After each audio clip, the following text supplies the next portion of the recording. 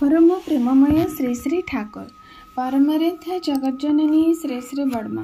परम पूज्यपाद युगाचार्य श्री श्री बर्दा आजिर पूज्यपाद श्री श्री आचार्य देव श्री चरण कमल अनंत कोटि प्रणाम निवेदन करुछि। सभी गुरु परिवार श्रीचरण मध्य अनंत कोटि प्रणाम निवेदन करुछि। मोर भिडियो देखुथिबा प्रत्येक गुरु भाई और माँ मानू अंतरर आनंदित जयगुरु। मोर प्रत्येक श्रोता बंधु मानू मोर अंतरिक आनंदित जयगुरु। श्रद्धा भक्ति भल पाइबा सबुदिन पर आज ए श्री श्री ठाकुर श्रीचरण रे अनंत कोटि प्रणाम निवेदन करुछि। सबुदिन पर आज यही शुभ दिन में आउ एक सुंदर विषय आलोचना करबा परम प्रेम श्री श्री ठाकुर आलोचना दिव्य आलोचना जहाँकि आम मान को बहु प्रेरणा दब आम मान जीवन में बहु कम आसब। यह ही मोर परम पिता श्रीचरण रे आकुल निवेदन। तेणु श्री श्री ठाकुर कहले जीवन रे तुमे मानकर जदि सुख शांति आनंद ए संसार जिते दुख ज्वाला रोग शोक को सब तुम हजम कर पारिबा को चाह आउ मनीष जीवन प्रकृत दिव्यत्व मनीष जीवन साधना जहाँ तो मनीष एटा तो आम जीवन तो ये एक साधना से साधनार सिद्धि पाइबा चाहूच केवल तुम्हें जीवन रे सुकेन्द्रिक बी कन्स्ट्रेटिक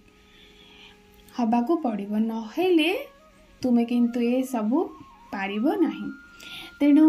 आमे आज आलोचना रे रखिबा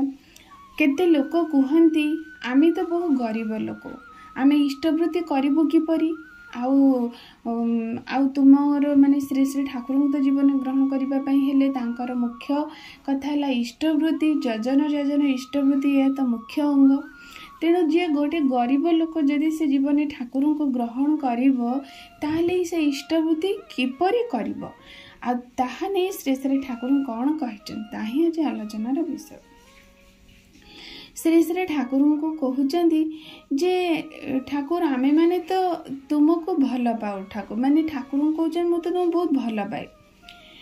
ए दुनिया रे तुम भले आउ केही नाहंती इष्टवृत्ति दे मोर नित्य निपद कर्मफल तुम्हें ग्रहण करुच बोली मु जानुची मते मुक्त रखुचे बोली मु अनुभव करुची बोली मु विश्वास करुची मते माने गोटे अभय प्रदान करुच यह ही ठीक कथा। तुम भली आउ काहा को माने मु तुम भली आउ काहा को मनीष पाइब इष्टवृत्ति तो टंका पैसार गल्प ही नुहे खाली देहरे केवल गोटे पैता गलारे दे बसी अछंती विश्व दुनिया मालिक तांकर दरकार आम मानकर टंका एटा गोटे भक्त श्री श्री ठाकुर पाखरे निवेदन करिछि आउ एटा से ता निजर मनर कथा से कहूची जे प्रभु ताहले गोटे गरीब लोक तुमर तो इष्टवृत्ति सर्व माने दीक्षार एक मुख्य अंग आउ आमे ताकू परिपालन करिया पे गोटे गरीब लोक किपरि इष्टवृत्ति करिबो। तेणु श्री श्री ठाकुर कहले मोर गोटे प्रश्न आगे तुम्हें कह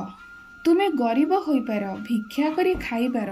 किंतु जेउ दिन जेउ टिकक भी जहाँ जुटुची से कौन गोटे दाना ठाकुर तोली दे पारिबनी ताहेले सेई टिकक तोली रख तुम गुरुंक पाई 30 दिन रे जदि सेई टिकक हुए तुमर संबल ता ही पठे दियो किंतु इष्टवृत्ति अंतत कर माने ए जो जने गरीब लोक जहार कि दिन को 2 मुठा खाइबा जुटेनी सी किपरि इष्टवृत्ति दब प्रश्न कर ठाकुर कहले अरे तुम्हें जो 2-3 दिन रे भी तो किछि खाइबा को पाओ बा तुम्हें जहाँ भी जो दिन पाओ से जहाँ जो दिन तुमको जहाँ भी जुटुची से माने खाद्यरू गोटे दाना मध्य तांका पाई प्रत्येक दिन रख आ सेटा 30 दिन हबारे से जेतिकी भेद ताकू माने बिक्री करी दियो बा तुमे सेइतिर अनुमान करी एतिकी मु आज गोटे पैसार अन्न रखिली बा काली 2 पैसार रखिली ए भली भाबरे तुम अनुमान रे जहाँ भी हेतिबो से मासुको गोटे टंका मध्य हो कि मासुको से 30 दिनर गोटे माने 50 पैसा मध्य हो 2 टंका जहाँ भी जो दिन हेथो ताहा तुमे किंतु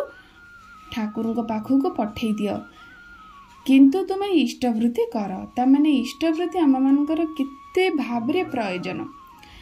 एटा किंतु कायम रहिबो। एटा किंतु नित्य भावरे नैमित्तिक भावरे श्रद्धा भल पाइबा विश्वास भावरे करबा को पड़िबो। सेथिरे तुम दारिद्र्य हुए तो राताराति घुंची जीवनी, किंतु जेउ दारिद्र्य व्याधि तुमर अंतर रे बसी अछि सेथिरु तुम निश्चिंत मुक्ति पाइबो। आउ एही भावे कोनसी दिने हुए तो तुम सुविधा भी देखिबा को आरंभ करिबो। तेणु कार्पण्य करना सेही जे अछि रवींद्रनाथ को कविता रे एल सेही सुवर्ण रथे चढ़ी देवता भली मनीष भाविली भिक्षा मिलिबो केते आगेई गली नगर भिकारी सेठारे ओल्हाई आसिला सेई देवता आसी कहे तू मते दे पाताल जे ही हाथ झुलीरु देले खंडे दाना तोली से हाथ रे भिक्षार शेषरे फेरे जेबे निज घर को उजाड़ करी देखी झुली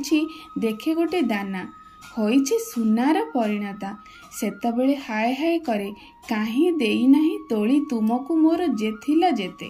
माने जेतबेले रवींद्रनाथ करे कवितारे कहिबाकू गले जहाँ भी लिखा है जे गोटे मनीष जेतबेले भिक्षा करिबा पई जने गरीब लोकंक पाखकू आसीचंदी से तांको किछि अन्न माने भिक्षा मागिले से भिक्षा जेतबेले से मागिले तांकर इच्छा नथिला दबा पई सी कौन माने तांका घरे बेसी नथिला हुए तो किंतु जहाँ भी किछि अल्प थिला से सेथिरु कार्पण्य भाव करी मात्र गोटिए दाना चाउल से तांको देइथिले। से गोटिए दाना जो चाउल से तांको देले देकी से तळे निज घर को फेरी गले सेतबेले से देखिले जे से घरे जोठी गोटिए दाना चाउल से घर को माने देइचंदी से जो भंडार रे माने से जो छोट झुलाटी जो झुलार गोटिए चाउल देइथिले से झुलाटी संपूर्ण रूपे सुनार चाउल हो जाइची। माने से जो झुलारू से गोटे चाउल देइथिले से जहाँ भी किछि जो मुठे दु मुठा थिला हो सेथिरे से सबू चाउल गुड़ी को सुना हो जाइथिला। सेतबेले से अनुभव कले जे मु काहे के सबू चाउल न देली। माने एटा कहिबार अर्थ जे मनीष जानी पारेनी प्रकृति रे पाइबा बाटटा तार दबारे थाए। सेइथि पई परम पिता परम दयाल जेतबेले मनीष मानकर माने चिंता कले जमती गोटे पितामाता तार संतान पाई जेतबेले ता संतान टी किछि दुख रोग बा जे कोनोसी असुविधा रे पड़ी थाए बापा माँ बसी की चिंता करती कौन कले मो पिलारे मंगल माने सर्वाग्रे मंगल मु करि देई पारिबी। से जेतबेले चिंता करी तार जेउटा ही मंगल से विधान पिलाटी पई करंती। ठीक सही भली परम पिता जेतबेले संसार को आसंती मानव माने तनु धरी सेतबेले से तो आम मानकर विश्वर पिता सारा माने जेते जीव जंतु कीट उद्भिद ठू स्थावर अस्तावर से समस्त तो से सृष्टि जनक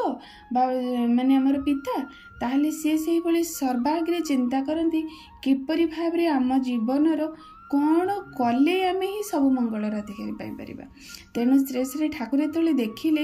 ए वर्तमान समय ये जो कली जुगे मनीष जितेबाला विभिन्न दुख रोग शोक तो आमर विभिन्न प्रारब्ध कर्म फल जो आम माने प्राप्त हो पाऊँ से सबूर माने मुक्तिर बाट बा विधान कौन से देखिले दुईटी जिनिस अर्थात तुम्हें नाम करिबो नाम भीतर तो से जजन जजन इष्टवृत्ति तो मुख्य विधान से कहिले किंतु दुईटी कथा जे आमे नाम को ग्रहण करिबा मंत्र को जप करिबा आ इष्टवृत्ति करिबा एटा हेला प्रकृत विधान। जदि मनीष निज मन को प्रथमे स्थिर करिबो ग्रहण क्षम करिबो आ ठीक बाटरे नबो आ तदनुसार कर्म करिबो तापरे से माने इष्ट को इष्ट अर्थ किछि दब ए तीनिटा जदि जे कोनोसी मनीष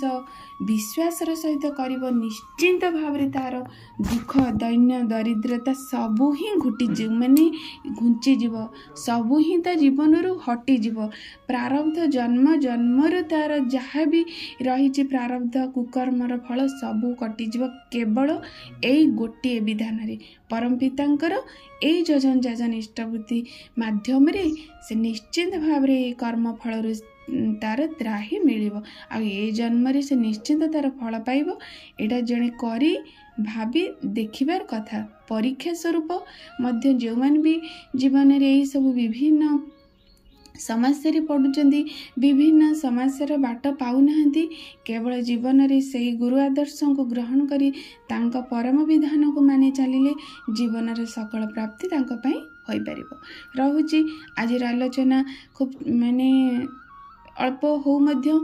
एक प्रेरणादायी आलोचना। ये आलोचना माध्यम रे आम मान जीवन बहु परिवर्तन हो, आम मान जीवन एक इष्टमुखी जीवन यापन नहीं आमे चालू। यह ही मोर परम पिता श्री चरण रे विनम्र प्रार्थना रहुची। सर्वशेष समस्त मंगल प्रार्थना परम पिता श्री चरण रे निवेदन करी रखुची। जय गुरु।